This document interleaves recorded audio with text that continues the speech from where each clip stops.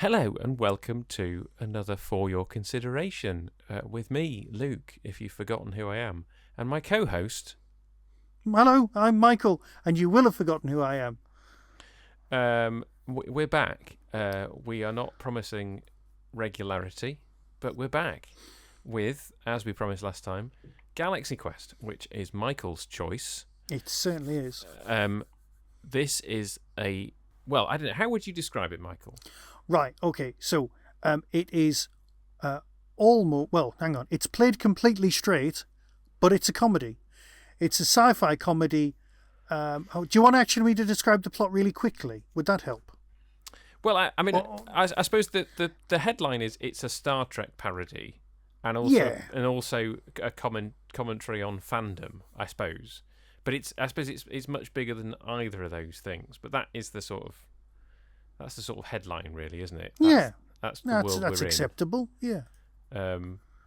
And it plays on there's an alien race who mistake the cast of a Star Trek-like TV show for the real thing, and beam them up, thinking that they can, pilot the ship, and then they have to kind of wing it until they actually make it, as it were. That's exactly it. Fake it till you make it. Writ large. So when did you first... So it's 1999, I think, originally? And I saw this at the cinema. Ah, okay.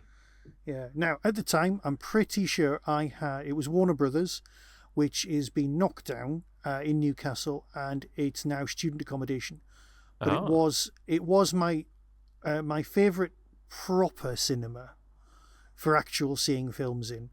I mean, the design of the Odeon in Newcastle is lovely, gorgeous from the outside, only had 4 screens. Warner Brothers was just a massive multiplex, and it was out of town, and it had parking that was free, so you could just walk, and it was great. Right? And you could get a card that would get you in. It was either that one or the Virgin Cinema, which was on the other side of the river.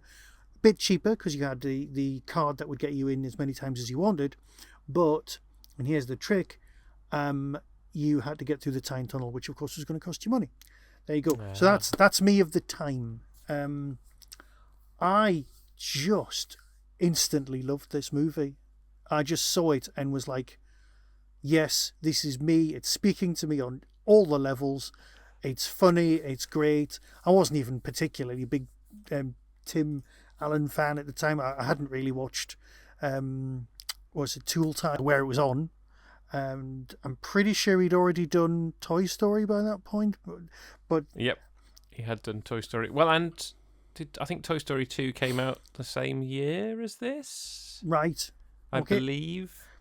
But that was all I knew about him, was right. That he'd done a series on Channel 4 that I hadn't really watched. I knew he was like Buzz Lightyear, and that was it. But this was just, there isn't a poor performance in it. If you watch everything, it just gets better. It's one of those films you can have on. It just feels good, and that was it. Well, okay. So today I'm driving home from work, and I speak to my parents on the phone while I'm driving.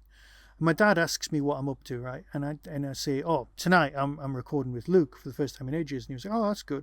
What are you discussing? And I tell him, and he went, oh, it's a cracking film, that. He says, Lord, better than bloody Doctor Who at the minute. And then he went into a big rant about current TV Doctor Who. But even my dad, who's a sci-fi fan, I've mentioned him before. He's the person who introduced me to so much stuff. He just loves this film. I don't think anybody has ever seen this film and gone, no, it's pants, it's rubbish, it's just not for me. Because you don't have to be a Star Trek fan. You just have to be aware of the fact that there is a TV show that these people are in. I mean, let's face it, in this movie universe, it's a late 70s, early 80s TV show that I'm thinking from the maths did 4 seasons, because the last episode is episode 92. So it would have gone into syndication, because they actually say this is the first time anybody's seen the last episode, and I'm thinking, really though? Because that's not kind of how. But don't question that. and it just really appealed to me, and then because it just made me laugh, and it got to the end, and then I got the DVD when it came out, and I discovered the DVD had an extra track on it, which is on the Blu-ray as well. That the whole film is available with a Thermian language option. and you can actually listen to it. And I challenge anyone to see if they can make it through the whole film, listening to the whole thing in Thermian, because by this point you'll have seen the film so many times you know all the words. It really is one of those things. It's dead quotable, and I think it's Alan Rickman's best performance. And that includes Truly Madly Deeply to Richard, who's listening to this right now, because I know he does, because he listens to every episode, and Truly Madly Deeply is right up there with his greatest films. But I think this is his greatest thing, because he is playing it so ludicrously. There's obviously parallels. It's not just, everyone says, oh, it's like original Star Trek, but I think there's more parallels with Next Gen, because you've got the young character who is like Wesley, yes, who's then got older, so he's younger than the rest of the crew, and is, my, how you've grown. It's just, you can't stop but do the voices and just throw yourself into it. And the effects are done so straight. Even the people who make new Star Trek say it's like it is a Star Trek film, and I think it's better than that. I think it's its own thing. Sorry, I am enthusiastic about that, but that's what this podcast was always meant to be about. Well, that's the whole point. You bring something that you love for us to chat about. I don't remember being aware of it at the time. I can't remember when I became aware of it, but I definitely borrowed it from Love Film when I was doing Love Film, which means by that point I'd heard by word of mouth that it was good. I think I'd heard a lot of the things that you said about it. Yeah. And I remember watching it and enjoying it. And I hadn't seen it since until a few months ago when we were going to record this originally. Yeah. That I popped it on, watched it with Hannah, and we both had a really good time. So I've seen it twice. I saw it once. That's fine. You're not going to be judged for that. 15, 20 years ago, and I've seen it again recently, and I would watch it again. At least you didn't watch it years ago and then feel, oh, I've got to watch it again, and then it wasn't as good or it didn't appeal. I genuinely feel that you watch this and you go, oh, I didn't see that last time, or I didn't notice that, or something. There's always new stuff going on, even if you're watching the people in the background. I mean, and I also thought it would appeal to you specifically because the Thermian walk is based on Fireball XL5 or Thunderbirds. Is it? Marionette walking. The guy who invented it after the audition said he got the walk from what he actually, in the documentary, he says he gets the name of Fireball XL5 wrong, but he does say it. Because he says the way that marionettes walked in those old shows, Thunderball XL something, right, yeah. And he was okay. Yeah, we know what you're saying, mate, yeah. And you're right. That is so the walk. And they were saying that all of the proper actors could do that, but the extras had a bit of trouble with the coordination. Have you seen? I think it's called Super Thunder Sting Car. Oh, is that the Pete and Dud one? Pete and Dud parody, yes. So like even that, obviously that's contemporaneous with Thunderbirds. So it's that walk, that way of doing stuff has been sort of playfully parodied,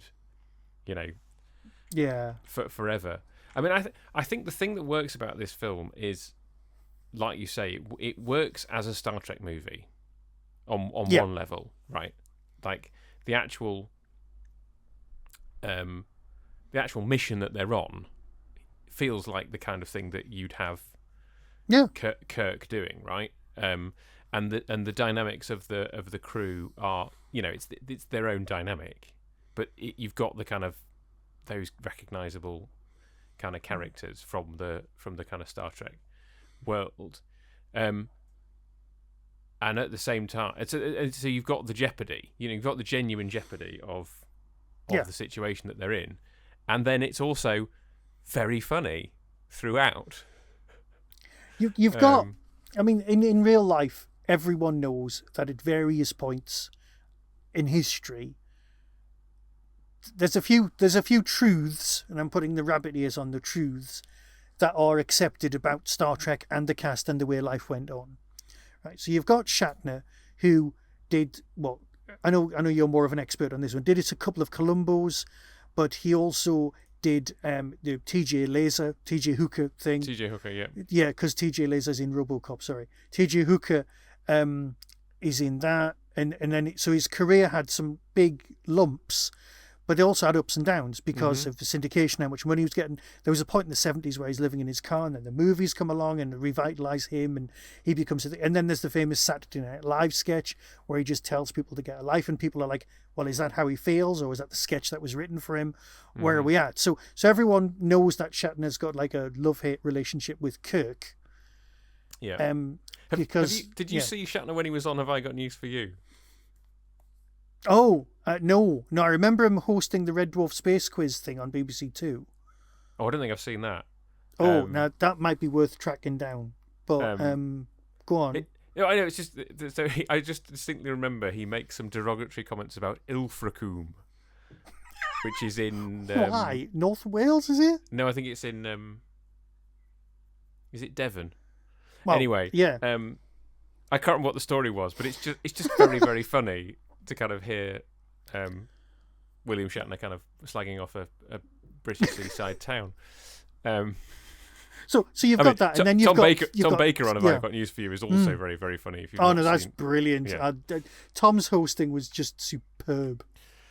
So you've got that truth, but you've also got the Nimoy truth of was it I am not Spock, and it's like, and then his other biography, I am Spock. Yeah. So you're like, everyone came to hate the characters and love the characters, and then move on, and then be friends, and then there's the business. Have they actually fallen out with the guy who plays Sulu or not, and all that business? So yes, all of those interactions have been writ large. Yes, but then with your next gen character, you've got Picard, played by RSC bloke, who's quite clearly the influence for the Alan Rickman. So you've got Spock. Yes. With Be the Alien instead of the rubber ears, you've got the rubber forehead and all that. So you can see it. You can see it, but also they've made their world far enough away from Star Trek for it to be its own thing. It's more of the Buck Rogers era, the late 70s, early 80s thing, it's not quite Babylon 5, which is very 90s because that had better stuff going on, and it's you're like, I want to watch episodes of this, and so much, but I don't want to watch episodes of the movie because the movie's the actors playing that. I actually want to watch the TV show or the animated spin-off series with somebody else doing the voices. They get Cumberbatch to do Alan Rickman's voices or whatever, but do it in a 1970s animated style or 80s animated style, so it looks like Ulysses 31. At this point, you find that I'm just wandering down a whole rabbit hole of stuff. Have you seen The Orville? No, not yet. Is that basically it? Well, I don't know. I mean, I'd heard about it, and I think the Staggering Stories guys have positive things to say about it. And I saw the first episode on a plane once. Okay. And I thought it was okay. I mean, I know that the people who think it's really good, like it is, it's comedy, but it's like Star Trek Next Gen. See, I've not seen that, and I've not seen Below Decks either. No, I haven't seen that either. And I know I should, and that, I'll probably have to hand in my sci-fi geek badge because I've not watched either of those things. But The Orville, I've just never got round to. And I like Family Guy. I've got no problem with that. I like the guy who does it. I can't see... I've got no issues with it at all. It's right up my street. It's just one of those, oh my God, I've only got this much time to myself. Do I really want to embrace a brand new show instead? But given how much I've been enjoying current TV, maybe I should embrace new shows to try something different. Because I tried Star Trek Discovery, made it through, 2 episodes, and just went, no. But I did watch... Is it Brave New Worlds? Strange New Worlds. Strange New Worlds. With Pike, Captain Pike. Yeah. That's great. That's really nicely done. It feels great. And Kirk's dad's in it, who's an idiot. He's brilliant. Who's playing Kirk's dad in that? I don't know, but he looks a lot like the security guard in Galaxy Quest. Oh. Right. Should we talk about the fact that this was originally going to be an R-rated film?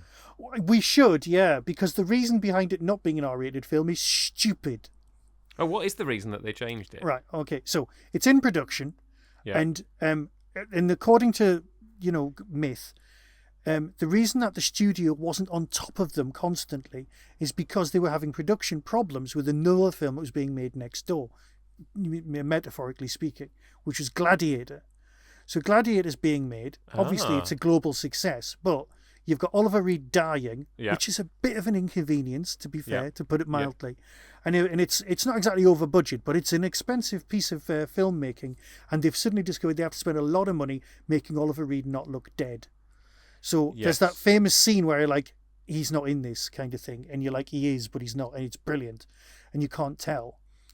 And that's great. Yeah, I've never really worked out which bits he's CG exactly. for. So the executives are like, look over there, while this film's being made. So originally you've got Harold Ramis from Ghostbusters being the director, right? And then he stops being the director, and they get this other bloke who's made one film to just turn up and film the script. They go, here's the script, film this, and he does such a good job, right? So the problem is the studio's looking the other way, so they get to make this film, and there's a bit more swearing in it, and we'll deal with Sigourney Weaver's lip syncing in a minute. Yeah. Right, but then there's the summer, the previous summer before this comes out, and it's Rugrats the movie, right? Right. Animated movie of Rugrats, G-rated movie for kids. DreamWorks wants a success, another one, and they go, oh, we can do kids films really well. Let's make this. Oh, what have we got that we can turn into a kids film? Oh yeah, that's a bit of a comedy camp sci-fi. We'll turn that into a complete kids film. And the people on the set go, what? We've been swearing quite a lot. And they go, it'll be fine. Let's just do a bit of editing and jiggery-pokery. Now, the reason that Sigourney Weaver in the scene with the chompers mouths an F word, yes, but is heard to hear screw this, screw that, is because they didn't bother filming a version where she doesn't swear because they thought it was going to be targeted at a teen and above audience. Yeah. But what they've ended up with is a film you can watch absolutely not worried about any members of your family, and everyone's going to enjoy it on a certain level. So I think like the changing of the ending of the Blade Runner, the producers were right on that one. And the fact that we can spot Sigourney Weaver swearing when she isn't heard swearing is just brilliant. So they changed it into a G-rated film, and I've got no real problems with that at all. But have you noticed that it's now rated a 12 since that story came out? If you look on the BBFC website for the rating, it says, it specifically mentions it's a 12 because of the dubbed over swear word. Really? Yeah. Well, because a deaf kid might get offended. I don't know, but it specifically says that it's a 12 now because of that reason. Sorry, was that politically incorrect? It is possible, though. Yeah, well, no. I mean, obviously, if you're deaf and you're used to lip reading, you're not going to know that it's supposed to be. That's brilliant. That. Yeah. But I mean, the other thing is the fact that Tony Shalhoub's character is, once you know that he's supposed to be stoned out of his mind for most of the film, you're like, oh, that makes a lot of sense of how he behaves. Now, right, okay, so headcanon.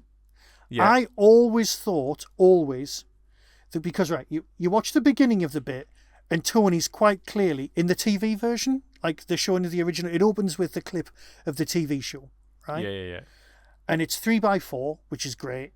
And it shows you, and he comes to camera and he's kind of mugging and being kind of, I'm very handsome with his face. And he says, delivers his line, and then goes. But my reading of that was, he wasn't well at the end of the series. And I think he's not stoned off his head. I think he's had a breakdown, which is how come he can cope with everything that's happening really easily. He's had a breakdown and they've put him on meds for his mental health. Right. That's what I think. I'm probably wrong. In the original R-rated version, there was stuff about him being stoned, right? That's I don't know. Why can't we have this film? Can they just release the R-rated version, possibly as a double disc, right? We will buy the disc, right? I know that all of the film companies are like, nobody buys physical media anymore. We'll buy this. It'll jump off the shelves. Trust me, there's a billion fans of it out there, and we're all desperate to see this version that we know existed in the first place. George Lucas it. Don't make it for kids. I suppose the question is whether that version of the film is actually any good. Yeah, true. Yeah, because you don't need to know that he's meant to be off his face, because you just know. Yeah, you're right. You're right. It's a joke you can get as you get older.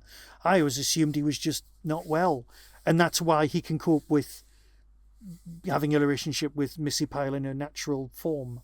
Yes, exactly. Yeah, I mean, I think that's the thing. It works on that level, and it's just one of those things when you read about it and go, "Oh, right, that's what was supposed to be going on." You're like, "Oh, okay, that makes a lot of sense." But like you say, you can read it as, he's just. Well, because I know that certain, like, we're getting back to the original Star Trek casting, some of them didn't cope well afterwards, and I was thinking it was along those lines. Yeah. So, but he seems very happy because he's just standing there, and he's remembered to bring his food.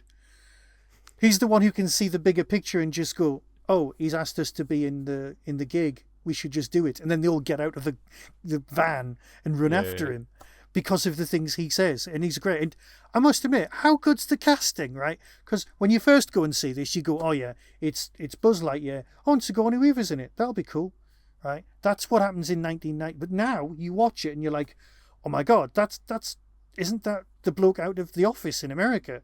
Just in the background. Isn't that Monk? Isn't that, and you're like going through everyone. Isn't that the bloke from Moon who was Zaphod Beeblebrox?" It's It's like you're going, is there anybody in this film who isn't just cast brilliantly? Yeah. And yes, I think that, certainly Sam Rockwell. Yeah. You're like, how is he in that part? And then you go, oh yes, well this is before he was. Yeah. A lot more famous and. Well, he was in Iron Man 2, wasn't he? That was. I suppose he kept turning this down. I think he was in The Green Mile. Is it The Green Mile?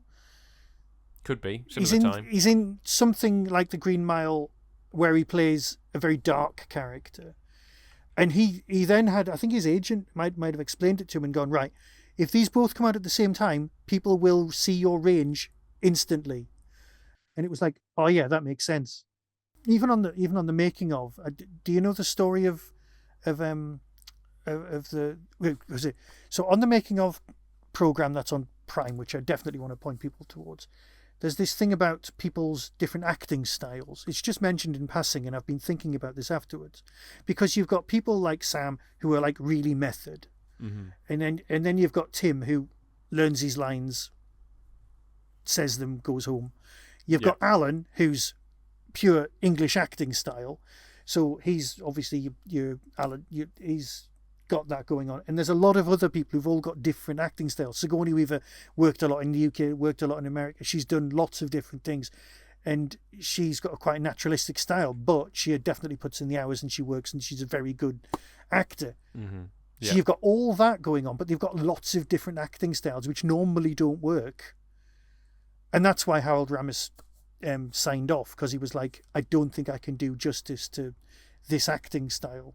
Right. And then he left.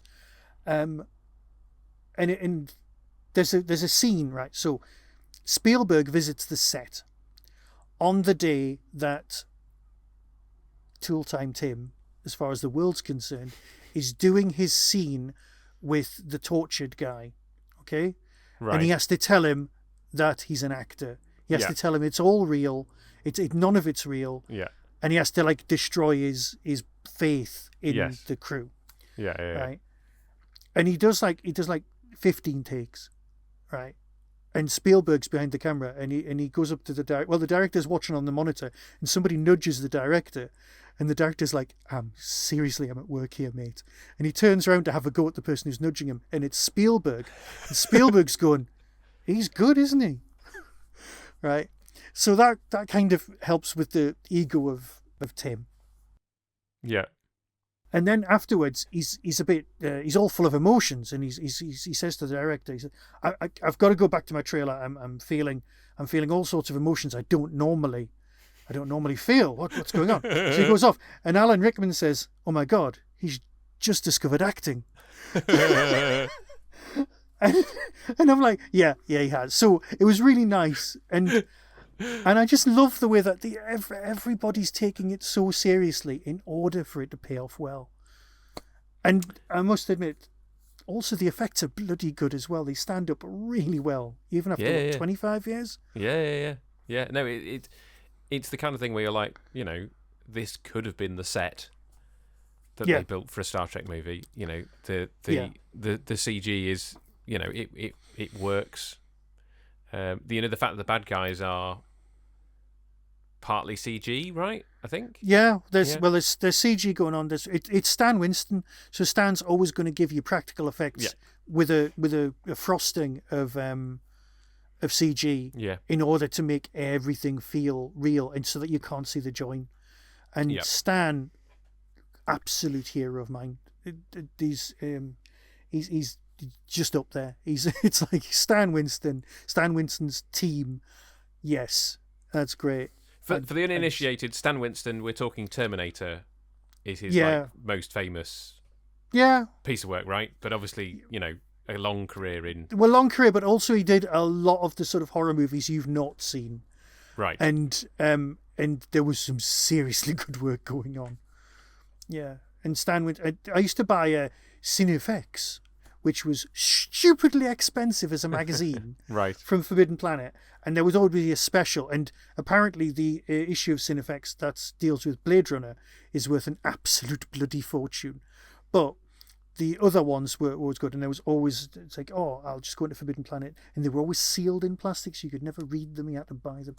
And I loved that magazine. But there was always some stuff on Stan. Such a big fan. He did some great work. And I've just... Sorry, when you just remember somebody's died? Like they've been dead for a while, but then it just dawns on you. You go, "Oh, they're not here anymore." Mm-hmm. Oh, that's shit. Sorry, I've just remembered that about Stan. But yeah. So I visited my parents' house a few months ago, and I was rummaging, basically trying to find stuff to sell. Right? And I went into the cupboard. Now I found a roll of posters, mostly from the old video store from down the road.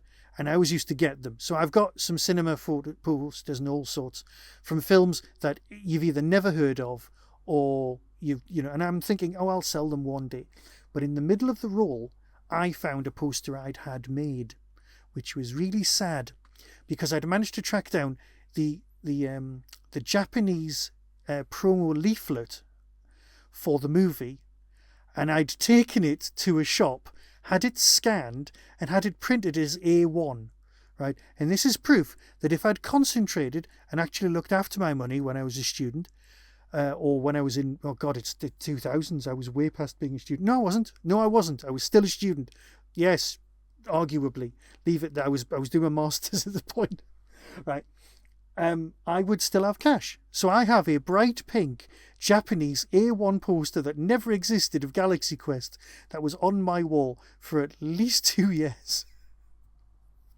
And that was rolled up. And it's brittle as hell. It's really aged. So I've pinned it up in the wall, in the recording shed, the tin dog kennel, so to speak. And and it's there. And the only wall I could find that didn't have some crap on it was actually the pinboard that's got the breakdown of my next novel with all of the chapters written out. So I'm probably not going to be writing for a while because I want this Galaxy Quest poster on the wall. And it's sad. And I've even gone out of my way and gone, because I went through a whole I'm not buying any more Funko Pops phase. Well, there was an incident involving discovering that there'd been Galaxy Quest Funko Pops. Obviously, I've got the Alexander Dane with the great head thing. But then I got Guy, which I must admit I do like. But this is really bad radio, and I do apologise. But I haven't bought Fred yet. And I don't know why, because he's not that expensive on eBay. It's not like, but they're all like Funko exclusive apart from Jason. I've got Jason, I've got Alex, I've got the General, which, see, they're in protective covers, so you can't really see them, but the General does look exactly like he does on the screen. And it's just, you know what? This is ridiculous. I've always thought this. Okay, so you do a podcast, and you do a podcast about something you like. All you can be is enthusiastic, right? Now, I'd love to have a go and say, oh my God, there's moments that are terrible, right? Admittedly, the stuff like the Chompers, I don't know, but even the tiny aliens, all that business, getting the new beryllium sphere, all that just works because it still feels, like you said, an episode of Star Trek and an episode of this, and it just fits. It's clearly been written with love for everything. There isn't anybody with a bad opinion, right? And they say, oh no, there's like moments where does Jason get his new shirt from? Then they pass it to him in the when he beams back up, and I'm like, that's fine. They would have more uniforms on board. It's not a problem. Yeah. It's all that business. That's fine. Well, I think the minute you're worrying about continuity in anything, you've got bigger problems. That's true. That's true. So like I've become quite obsessive by how the time travel works in Back to the Future, right? Yeah. But only because I've seen it so many times. Okay. That I start to obsess and go, does this actually work? Probably not. But got you. But it's what. And I guess with this, like, if you're nitpicking things that don't quite make sense, then you're clearly not focusing on everything else that's working.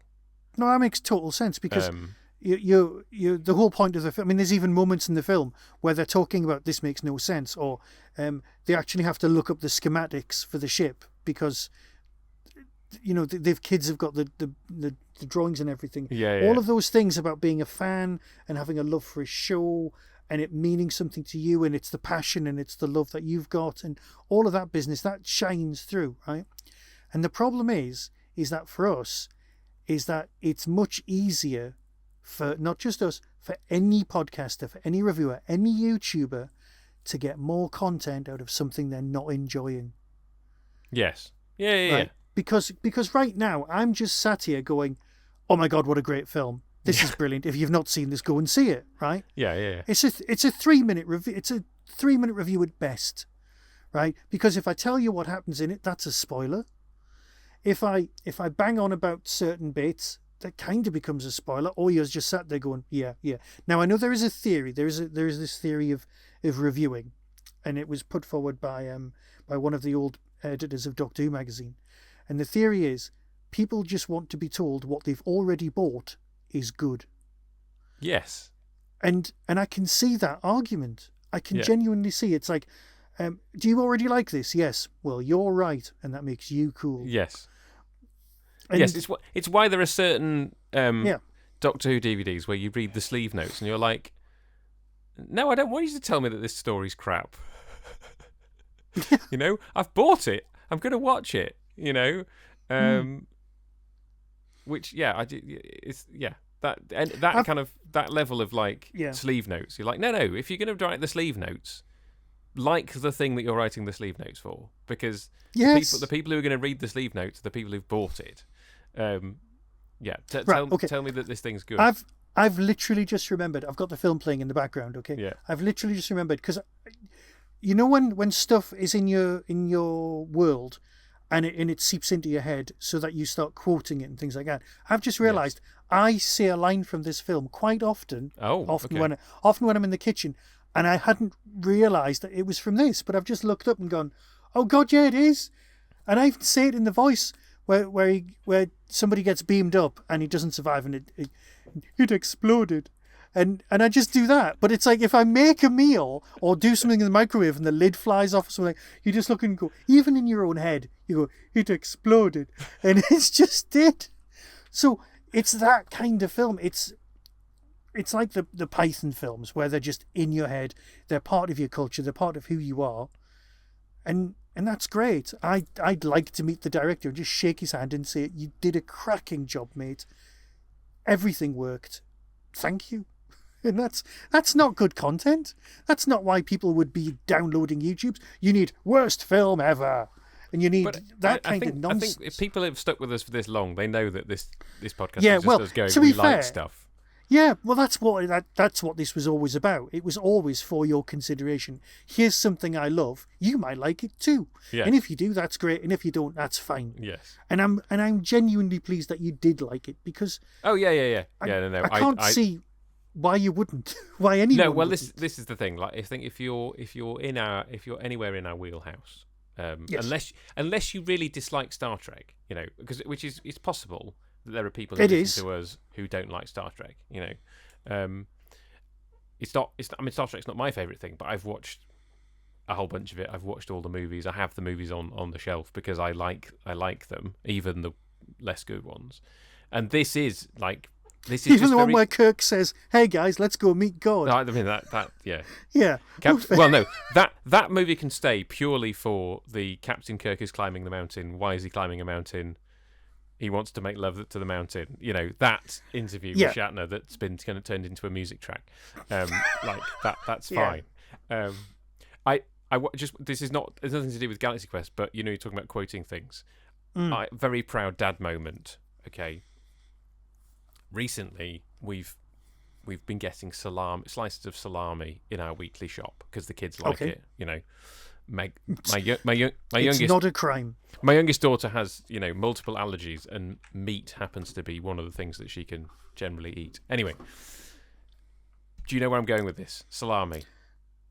I don't, but I want you to tell the story anyway, even if I figured it out. So I can't remember what happened. I do think I just introduced the line from Mask of Mandragora. I wouldn't even say no to a salami sandwich. Which is Tom Baker lip syncing to actor whose name I can't remember. Anyway, and old then age catches up with even you. Yes, what's his name? I can't remember. He plays Baker in the Silurians, but I still can't remember the actor's name. But anyway, and so my kids now think this is hilarious. They asked me to do the voice, but then a little while later, my daughter said, "Dad, can I have a salami sandwich?" And I was like, "Yes." So I actually got to make her a salami sandwich, and then I kind of gave it to her and said the line. But they absolutely find it hysterical, and they asked me to do it now, and I'm like, "Yes, it's a Doctor Who line." It's part of the proper indoctrination of your children. It's not even a Doctor Who story that I particularly like either. No. But that bit is just very funny. And Stephen Szupanski and I once did it on Tmudwup, where he sent me him doing the voice, and then I lip synced to it on the podcast. So the fact that you quote this and you didn't even realise kind of shows how deep it's gone into you. It's and that's obviously I have caught myself when something shit's happened. I have caught myself saying "by Grabthar's hammer," and because I wish I could do an Alan Rickman impression, but I just can't. And but getting back to the G-rated thing, apparently the Stan Winston phones up the rest of his effects crew after they'd had the conversation about turning it to a G, and they went, "Are you sitting down?" And they said, "If Stan tells you to be sitting down, you have to be sitting down because something awful's coming." Yeah. They want to get rid of the octopuses. They think they're too ugly. And they went, "But they're made. We've made them. We shoot in a week." What? No, we've got to leave them be. And I'm so glad they left them in. Yeah. Because they just rock. Because that's a thermium's natural state. Yeah. And they just, me being a Cthulhu fan anyways, just right up my street. So I'm a very happy person with that. I have not bought an NSC protector. Oh, have you noticed the registration plate on the side of the ship? No. Right. Okay, apparently according to the effects company, ILM were there, and it was the only time the effects guys had ever had, while they were working, the people from legal turn up to check on how things were going. Right. And then one of the assistants has the idea of writing on the letters, not NTE. It's the NTE protector. Right? Not the numbers. Enterprise. It's not the Enterprise. So that if they went to court, they could go, it actually says on it, it's not the Enterprise. Brilliant. Which is just brilliant. Brilliant. Yeah. And I'm just a very happy person. So that's it. I mean, let's face it, all I'm doing is basically saying, I love this film. I think... Yeah, go on. Well, I was going to say, we haven't really talked about the fandom aspect of it. No, and we really should, given who we are. You're not wrong. You are not wrong. Because the fans are integral, because they're... I mean, let's face it, Guy is was in it, and he was a fan, and he runs the convention, Yeah. and he ends up in the show again. Yes. So he's one aspect of fandom, but then there's the kids who hire him and they're disappointed, and then they get their life back, but he still has to take out the trash because he lives, and it's at least he's going outside. Yes. Which was that's a line I know my parents said about me. Yeah. It's so yeah, and but they've all got the schematics. They've all got. Let's face it, it's 1999, and they've got video cameras. They've got webcams, and they can talk to each other, and that's more realistic than any of the other computer hacker films that came out around the time, like, well, not Whiz Kids, but what was it? Well, Hackers. That's what it was called, wasn't it? Yeah. And I know a lot of people have got that as their as there's a film they'll watch. What's it called when you're not supposed to be proud of watching something? A guilty pleasure.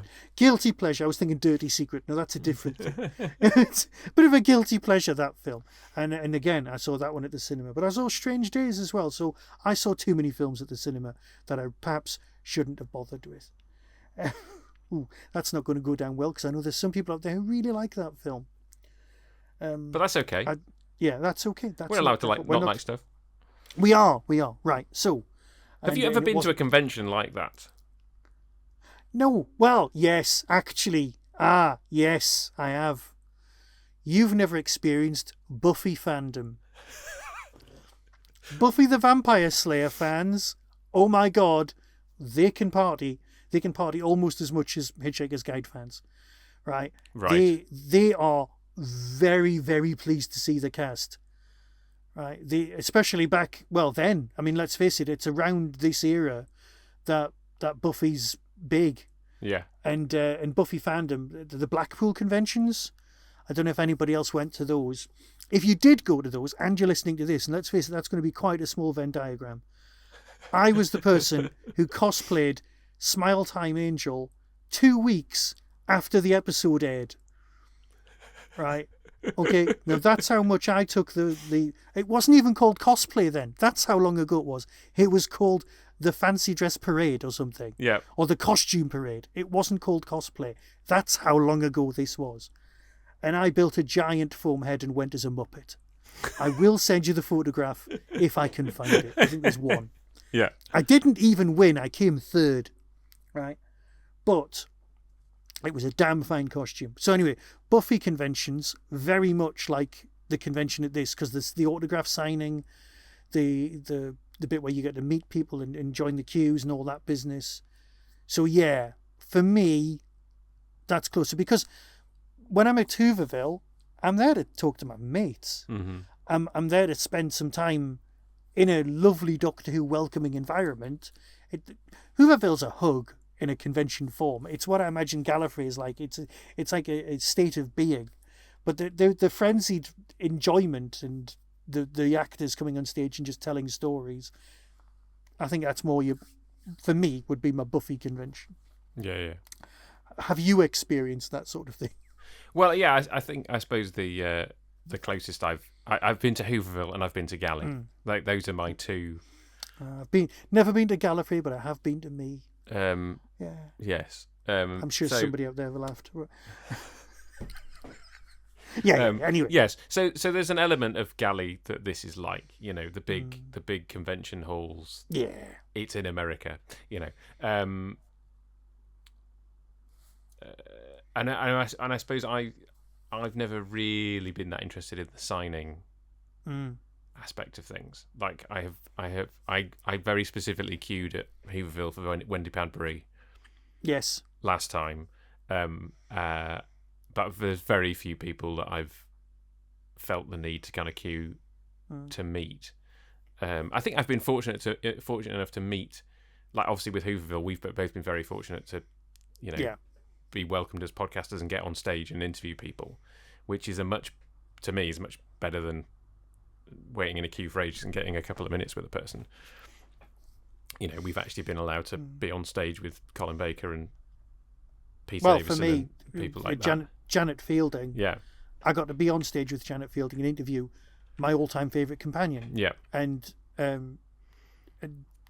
let's face it, my favourites I've spent time on, thanks to that, with all of them, with Sophie Aldred, but I was like, oh my God, I'll just have to nip back and tell the 10-year-old me what I get to do, and everything will be fine. Yes. Because 10-year-old me is going to be impressed. And if you can impress the 10-year-old version of yourself, I think things are okay. Yes. Have you ever had an experience with somebody like the experience they have with Tim Allen, where he's having an off day? Like, have you met somebody and then regretted meeting them because you know what? I don't think so. I think that it's not the same story, but I'm in a lift and it's Paul McGann's first convention. It's Dimensions in Time. Right. And it's in Middlesbrough, obviously, but they kept the name or something. It doesn't really matter. But I'm in a lift. I was going to say Dimensions on a different river. But... and a completely different river, yeah. And I turn around and I'm like, shit, I'm in a lift with Paul McGann. Do I say something or do I not say something? And I just turned to him because I'm thinking, I'm not going to get to be in the queue with you later on. I'm going to leave, so I'll talk to you now. And I just said, can I just say thanks for doing this? Because I know you didn't have to, but it means the world to us that you've actually chosen to do conventions, so thank you. And that was it. And I said, and we're not all scary, right? I was trying to be kind of, look, I'm an ordinary human being. All right, I know I'm not. I know I'm a fan, but I'm as close as you're going to get that day to, it's like, look, we're fine. We're perfect. We're not scary people as fans. Mm-hmm. And then the lift doors open and a Cyberman and an Ogron step into the lift with us. And I'm thinking, you've just scuppered my argument there, haven't you, mate? Yes, some of us are ordinary and just enthusiastic and grateful, while others, I present my learned colleague with some evidence there. And that was it. And but then again, there's the other way around. It's a story I know I've told before with the guy who played Avon. Yes. And I do not come out of this story well, and I shouldn't be telling it, but it actually stuck with me, and I think it's made me a slightly better person, so that's worth it. And there was some people with additional needs in the audience asking questions, and they were asking questions as if the people on stage were like actually the characters, like this film. Yeah. Like they were doing the sort of Thermian thing, and they were like, what was the favourite planet you visited while you were in Blake 7? That kind of question, the sort of question that makes you go, oh, they're actors. I don't know how to behave at this point. Yeah. And I know that a lot of people are like, you have to step back and go, no, you just go with it. And these actors have been asked 1,000 questions like this before, and I hadn't realised this. And I was sort of stood there in the dealer room waiting to meet Sarah Jane Smith, and I was in that queue, and I said to the person I was with, I was like, oh, I felt really quite uncomfortable when they were doing that. And Paul Darrow's at his table just stood there, and he said something along the lines of, you should really walk in somebody else's shoes and see things from their point of view. And I was like, mate, you're right. And you, Paul Darrow. I'll just be paying attention. You'd say, yeah, okay, I'll just have this really important, enlightening moment. And it's Avon who told me this. And then I was like, yeah, fine. So yeah, I've had those moments, but I've never had moments where yes, I've remembered one. And it wasn't me, it was the girl I was seeing at the time, but we were in the queue together and we were meeting David Boreanaz, who plays Angel in Buffy and in Angel, the TV series. Mm-hmm. And, right, okay, so I've got, and she's got, a big uncut sheet of the cast of the trading cards you can get?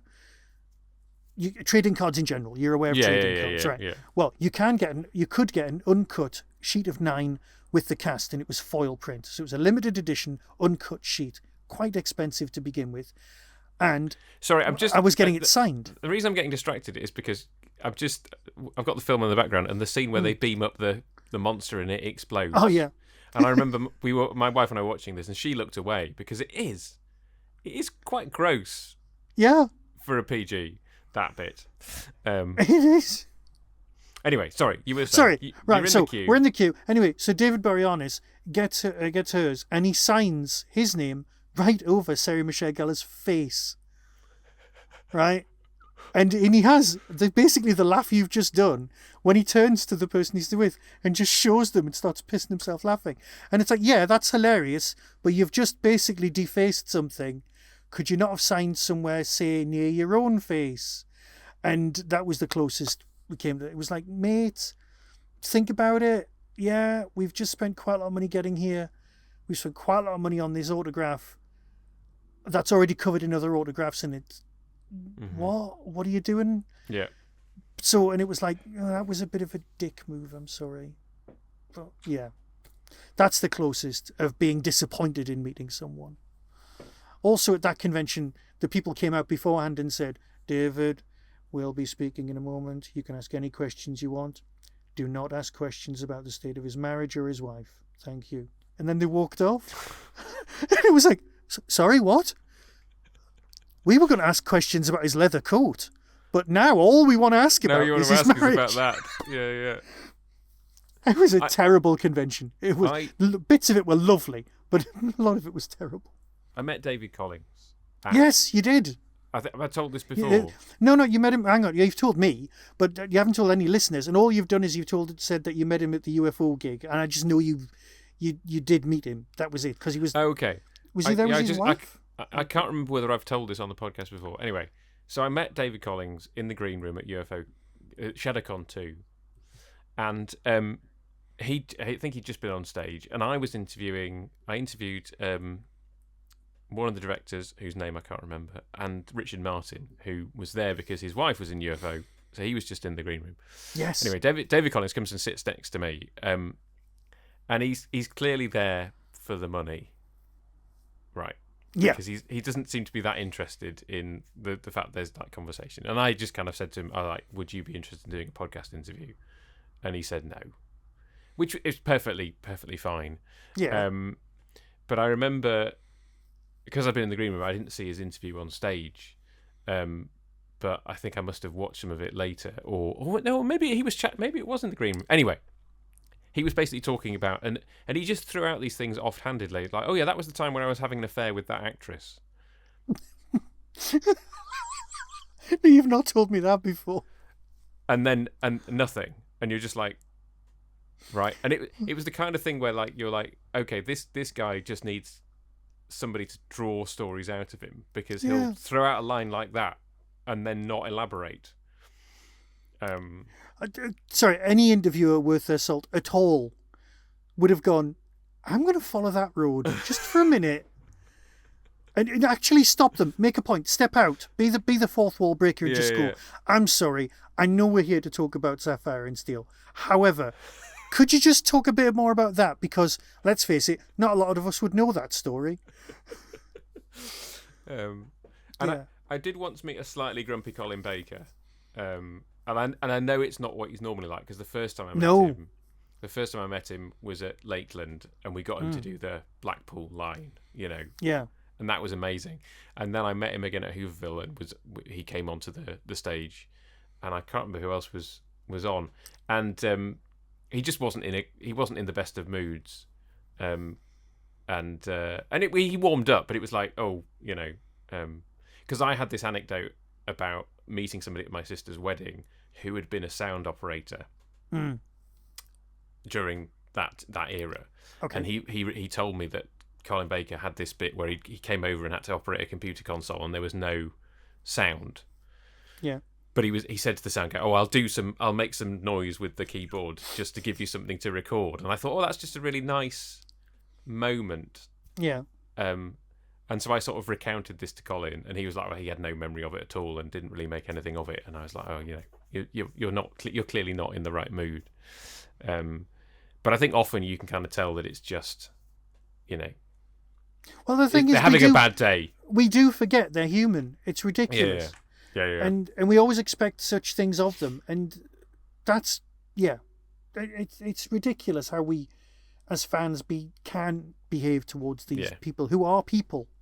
And we always forget that they're not just this character that we've seen on screen thousands and thousands of times doing the same thing over and over again. Well, and they're working, right? Yeah. They're there. Well, yeah. I met the guy who played Fred Elliott, while I was working in Manchester. I was working in a bookshop, and I served him, and I said, and I did know his name. I actually knew his name at the time. And I said... John Savidant. Yeah, that was it, right? Okay, this is important because I said, can I just say thanks for all your hard work. We've always really liked your work. And in fact, 2 weeks ago, we had a John Savidant evening. And he went, what?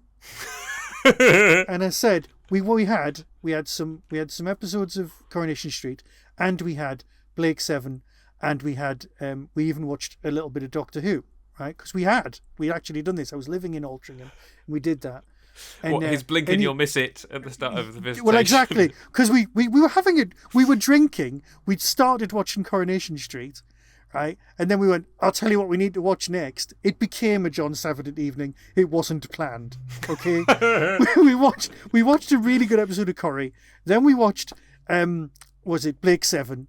And then we went, oh, we've got to watch this. What else have we got? Rummaging through the discs, VHS, shoved in the episode of Visitation, and then watched that. And he went, and he looked completely crestfallen, and he was like, why do people never remember the good stuff I was in? And I'm thinking, well, you have got a point, but you were bloody brilliant in Blake Seven. He's great in Yes Minister as well. He is, but his best role by far is when he turns up in Waterloo covered in mud, and he just steals the show. He's only in for a few minutes, but you're like, Jesus, you're good at that point. And all he sees is boots and things like that, right? And he was a fantastic actor, so I was trying to be nice. But I didn't really want to go, by the way, we got drunk watching episodes of you. So I was just an idiot at this point, and I should never have been allowed. That's why I was not allowed to talk to Colin Baker when he was at the theatre. He came to be in HMS Pinafore at the Theatre Royal while I worked there, and the marketing department said, right, he's here this week. You are not allowed to talk to him at all. Right? Don't go to the stage door. Don't do anything. Just don't go. And I was like, they said, this is very important. No. Which is fine until halfway through the week when Colin Baker gets lost and can't find Radio Newcastle for an interview. And they say, you know where Radio Newcastle is, don't you? Yeah. Go downstairs, get into Colin Baker's car and give him the directions and drive him there. So I had to sit in Colin Baker's car and pretend that I was not a fan while sitting next to Colin Baker. It lasted 2 streets until we were on the motorway, and I said, look, can I just apologise? I've been told not to talk to you. And he looked at me like, shit, I'm trapped in a car with an idiot. Right? And I went, look, I'm a huge That was fan. Your opening gambit, was I've been told yes, not to talk. Because I have no social skills. Right? I have none. So it seemed like a good introduction. It got a laugh. And once you've got a laugh, you're all right. So anyway, I tell him the story, and it's fine. Okay, so I tell him that story, and I tell him that I'm a huge Doctor Who fan, and I went, oh, did you get this part because of Big Finish, because of the work you did on the Pirates? And he went, no, which came first? And it was like, we talked about that. We talked about that he'd not really done some singing, but I had seen him in the performance already, and we talked about that. And we got him to Radio Newcastle, and he did the interview, and that was fine. At which point he told the story about how he'd been hired to be in a commercial, turned up, got given this costume where he was dressed as Admiral for Admiral Insurance, and walked on the stage, and they went, who's this? And he went, it's Colin Baker. This is the person you asked to hire. And he went, no, that's not who I meant. And they paid him and he went home. And they meant somebody else. The director had got the name wrong. So he told the story. He told that story on Radio Newcastle about that. So I don't blame Colin for ever being a bit grumpy, but that's the actual life. He said it was great because I got paid for not being in something. Not doing it. Oh, yeah. Wow.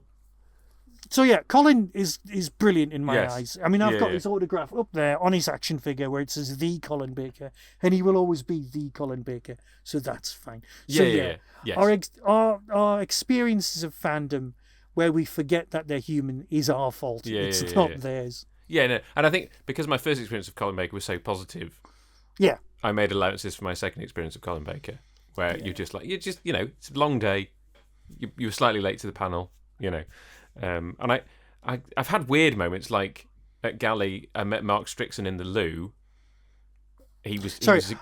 I know you've said Gallifrey there, but my sound kicked out, and it actually said in Galilee. And I'm thinking, okay, now that's a trip. I did once accidentally say Jesus was a Gallifreyan in the context of a Bible study, I think. We should not be allowed out. I shouldn't. But no, so it was the first time I went to Galley, and I was in the loo, and Mark Strickson was a couple of urinals to my left, and I was like, I'm not going to say anything, but he did. I can't remember what he said. I can't remember what he said now, but he just happened to kind of say hello to me. Look at this glowing thing in my palm. And I was like, I didn't really know what to say. No. Neve McIntosh. Yeah. She was a bit drunk. That's fine. In the lobby at Galley. I remember kind of meeting her. See, I'd want to talk to her. I mean, I absolutely love the Peyton Oster stuff on Big Finish, but I'd want to talk to her about Gormenghast.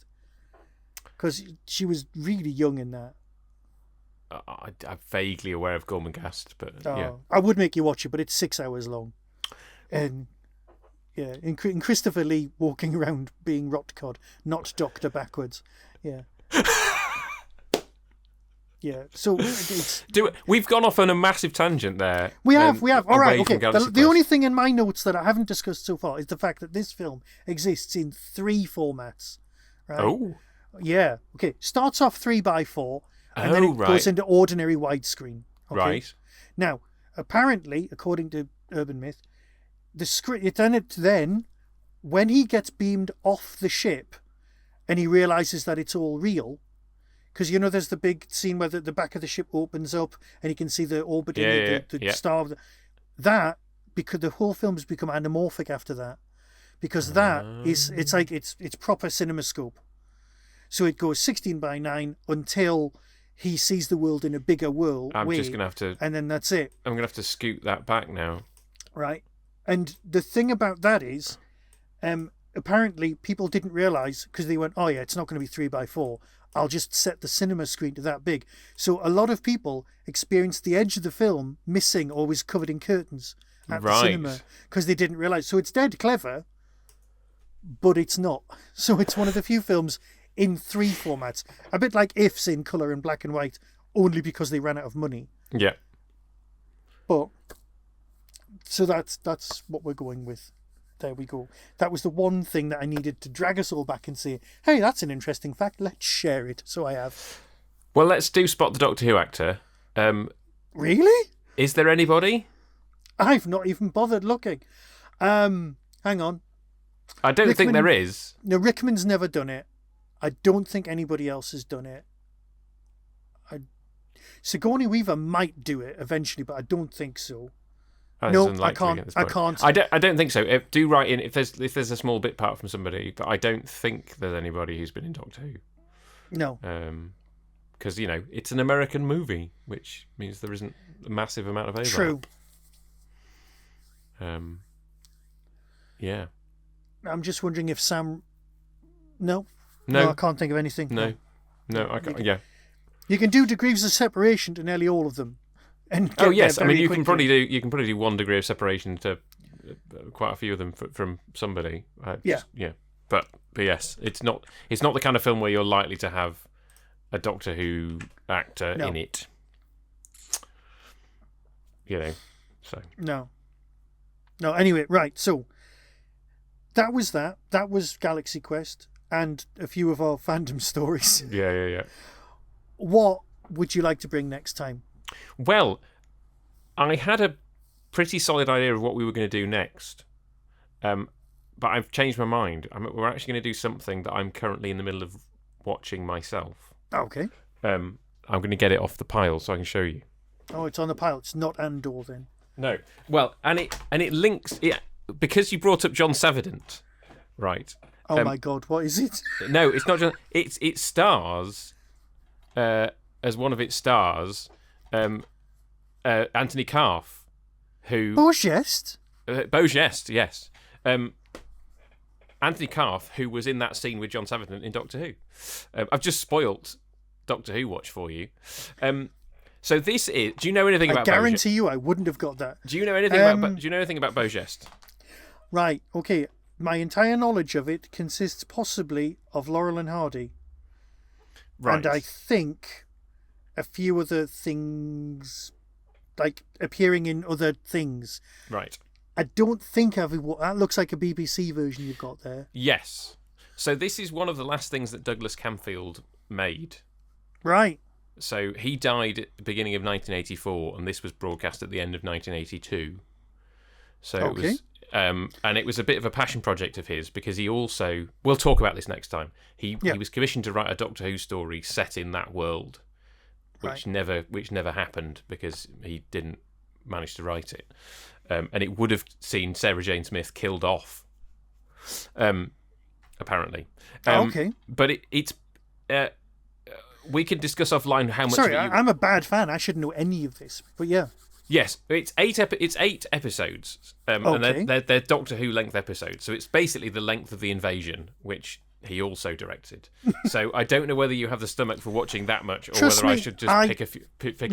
No, I have. What I'll do is, if they're half an hour long each, I'll just spend my lunch half hour doing that. Yeah, I'll watch it on my tablet. But yes, so it's a because I don't think it's going to be something Andy's going to want to be sharing. No, I can't imagine. But yes, so it's a novel based on a novel from early 20th century.